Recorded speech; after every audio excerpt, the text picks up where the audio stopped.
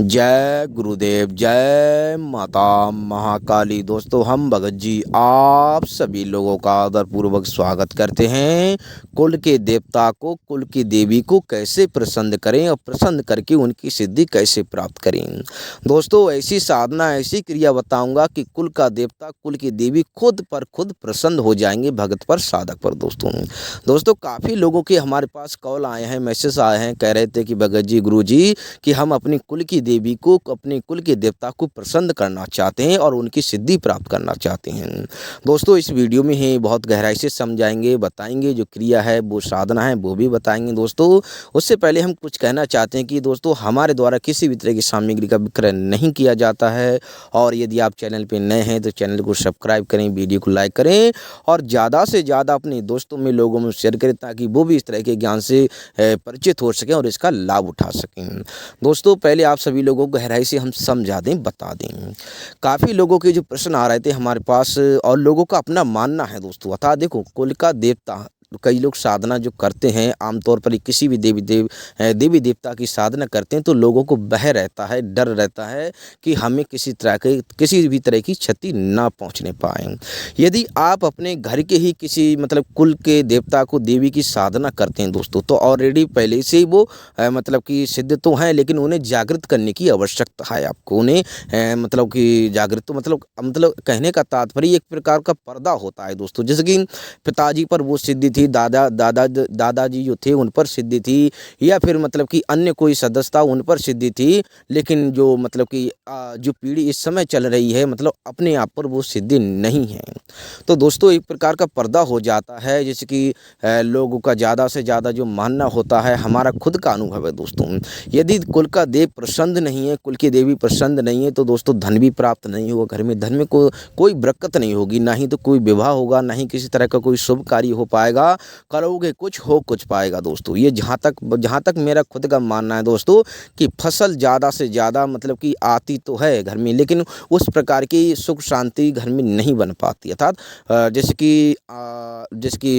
कि घर में लड़ाई झगड़ा, काफ़ी ऐसे कि माहौल बन जाते हैं, जो कि अपने आप पर दर्शाते हैं कि कुल का देवी देवता रुष्ट है और उन्हें जागृत करने की आवश्यकता है, उन्हें सिद्ध करने की आवश्यकता है दोस्तों। और कुछ लोगों का ये है कि उन्हें सिद्ध करके, उन्हें प्रसन्न करके, कि उनकी सिद्धि प्राप्त करके लोगों को तंत्र बाधा से संबंधित, भूत बाधा, किसी के बारे में कोई जानकारी निकालना, कोई झाड़ा लगाना, किसी तरह के कोई भी दर्द या फिर किसी तरह का कोई कीलन करना, तो इस तरह की सिद्धि भी प्राप्त करना चाहते हैं कुल के देवी देवताओं के द्वारा दोस्तों। तो एक बात कहना चाहेंगे कि हम अभी बोल रहे थे कि आप किसी अन्य देवी देवता की साधना करते हैं तो उसमें डर लगता है, लेकिन कुल के देवी देवता की यदि आप साधना करोगे तो ऑलरेडी से वो पहले सिद्ध हैं दोस्तों। यदि उन्हें डराना ही होता तो वो आप रहे तो जिस घर में आप रह रहे हैं उसी घर में वो भी रह रहे हैं दोस्तों। तो जाहिर सी बात है, कि अगर जैसे कि आमतौर पे कहा जाता है कि एक बयान में दो तलवारें नहीं रह सकती। जैसे कि हमारे समझाने का तात्पर्य था दोस्तों, यदि वो वो आपसे कि आपको परेशान करना चाहते हैं, आपको कि किसी तरह का क्षति पहुंचाना चाहते हैं, तो दोस्तों ना ही तो वो कुल का देवता उस घर में रह पाएगा, ना ही उस कुल के लोग उस घर में रह पाएंगे, निवास कर पाएंगे दोस्तों। तो दोस्तों, यही कारण है दोस्तों कि यदि आप उन्हें सिद्ध करोगे तो एक तरह की परीक्षा ये होती है दोस्तों, एक प्रकार की, जब देखो लास्ट जो समय जो होता है साधना सिद्धि फलीभूत होने का, तो कुछ समय ऐसा आ जाता है कि साधक इस प्रकार की उसकी मनोदशा हो जाती है, अंदर ही अंदर, कि एक प्रकार की ऐसी परीक्षा आती है, चाहे आप कुल के देवी देवता जो होते हैं एक प्रकार की ऐसी परीक्षा लेते हैं कि वो वो खुद पर कहता है कि अब रहने दो, मैं इसे छोड़ देता हूँ। मैं खुद कहता है कि साधक जो भगत होता है वो खुद पर खुद कहता है मैं इसे छोड़ दूं। लेकिन यदि उसको कसकर पकड़े रहोगे, डर नहीं लगेगा, इस साधना में डर नहीं, लेकिन परीक्षा होगी, केवल और केवल परीक्षा होगी दोस्तों। आपने सुना होगा कि लोग कहते हैं कि हमारे दादाजी थे, वो हमारे महाराज के, हमारे देवी की बहुत बड़े पुजारी थे, उन्हें बहुत तप किया था, बहुत साधनाएं की थी, बहुत उन्होंने व्रत रखे थे, तो कहीं जाकर उन्हें सिद्धि प्राप्त हुई थी। और 2-4 महीने पागल हो गए थे, तो पागल होने के बाद में सही हो गए, फिर पागल हो गए, तो कहीं जाकर सिद्धि प्राप्त हुई थी दोस्तों। तो इस प्रकार से आप भली भांति इस प्रकार की धारणा ऐसी हुई है हैं दोस्तों, होता है ऐसा। ऐसा नहीं तो कहीं जाकर कुल का देवता जब प्रसन्न हो जाता है दोस्तों, है तो ऑलरेडी पहले से प्रसन्न, लेकिन आप उसकी सिद्धि करना चाहते हैं, उसे जागृत अवस्था में लाना चाहते हैं, तो दोस्तों ये तो सब झेलना पड़ेगा। लेकिन आप कहें कि किसी तरह का कोई अनुभव, वैसा कोई अनुभव हो, तो कैसा कुछ नहीं दोस्तों। और दूसरी बात यह है दोस्तों, किसी अन्य शक्ति को वो तो आने नहीं देगा। और सबसे अच्छी बात यह है कि आप अपने घर पर ही रहकर उसे संपन्न कर सकते हैं, या फिर आपके खेत खलिहान में कहीं पर आपके देवी देवता का कहीं पर कोई स्थान बना हुआ है, कोई मंदिर मठ बना हुआ है, कोई थान बना हुआ है, तो वहाँ पर भी आप उसकी साधना संपन्न कर सकते हैं दोस्तों। इसमें सुरक्षा ज़्यादातर जो होता है कि सुरक्षा, जो नए नए साधक होते हैं वो तो फिलहाल सुरक्षा कवच लगा सकते हैं, लेकिन कुल की देवी देवता की साधना करते हैं दोस्तों तो उसमें ज़्यादातर सुरक्षा लगाने की आवश्यकता नहीं पड़ती है कि उससे कहिए महाराज आप यहाँ पर विराजमान हो जाइए, हम आपकी मतलब की सिद्धि और मतलब की इस प्रकार की धारणाएं वहाँ शब्द प्रयोग किए जाते हैं, तो कि ताकि वो ये होता है कि वहाँ पर वो वैसे भी उस घर में कोई दूसरा शक्ति जो प्रवेश नहीं कर पाएगा। तो दोस्तों अब हम जो आपको क्रिया बताने वाले हैं इसके बारे में और भी बहुत कुछ जानकारी बताएंगे, लेकिन वीडियो काफ़ी बड़ी हो जाती है तो लोग उसे पसंद नहीं करते हैं, देख नहीं पाते हैं दोस्तों। तो करना क्या है दोस्तों, आपको किसी भी पूर्णिमा का चयन करना है, किसी भी पूर्णिमा को चयन करना है दोस्तों। चयन करना क्या है दोस्तों, ये किसी पूर्णिमा को सुबह में ब्रह्म मुहूर्त में उठना है, सुबह में ब्रह्म मुहूर्त में उठना है। और मतलब कि यदि आपके आसपास में माता गंगा का प्रवाह हो, तो आप गंगा माता का चयन कर सकते हैं। तो करना क्या है, सुबह ब्रह्म मुहूर्त में उठना है और गंगा माता पिता को स्मरण करके, माता पिता के चरण स्पर्श करके, गुरु की आज्ञा लेकर के ये साधना करें। अन्यथा जो हम क्रिया बताने वाले ये ना करें दोस्तों, क्योंकि हर क्रिया में चाहे मतलब कि घर की हो चाहे बाहर की हो, तो थोड़ा बहुत परामर्श जो होता है किसी भी भगत से, किसी भी तांत्रिक से लेना अनिवार्य होता है दोस्तों, क्योंकि इसमें कई मतलब प्रकार के खेल होते हैं, कई इसमें फंदे होते हैं, पता नहीं कौन सा फंदा साधक पर भगत पर पड़ जाए। तो दोस्तों करना क्या है दोस्तों, जब घर से निकले तो करना क्या है, थोड़ा आटा ले लेना है और थोड़ा आटा उसमें मतलब कि एक दो मिर्च डाल लेनी है, थोड़ा नमक डाल लेना है दोस्तों, और मतलब कि थोड़ा बहुत पैसा जो 10, 11, 20, 21 पैसा जो अपनी जेब में डाल लेना है और मतलब कि गंगा पर पहुँच आना है। गंगा पर पहुँचे, आराम से नहा है और वो जो आटा लेकर गए थे, यदि कोई सज्जन वहाँ पर बैठा है आस पड़ोस में तो उसको भी दे सकते हैं, किसी भिखारी कोई भी हो, कोई ब्राह्मण हो, किसी को भी आप दे सकते हैं, ठीक है।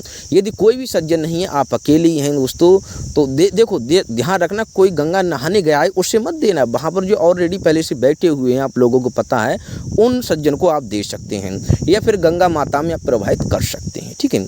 वहाँ से आने के बाद में मतलब कि वहाँ पर जो प्रसाद, जो आप क्या बोलते हैं, पैसे लेकर गए थे, तो 1-2 रुपया गंगा जी में डाल देना है, 1 रुपया हो गया, 1 सिक्का हो गया, और मतलब कि उसमें डाल देना है, गंगा माता प्रणाम कर देना, और 21 रुपये का प्रसाद लेना, वहाँ पर कुल के देवी देवताओं से धूप बत्ती लगाकर वहाँ पर मतलब कि आप पूजा पाठ कर देना, वहाँ पर प्रसाद चढ़ा देना गंगा पर। बाकी मतलब कि आराम से घर पर आ जाना, और दिन भर आपको व्रत रखना है दोस्तों। और दोस्तों ज़्यादा से ज़्यादा लोगों से मतलब कि बातचीत कम करनी है, पूरी तरह से उस दिन पूरा सात्विक रहना है दोस्तों।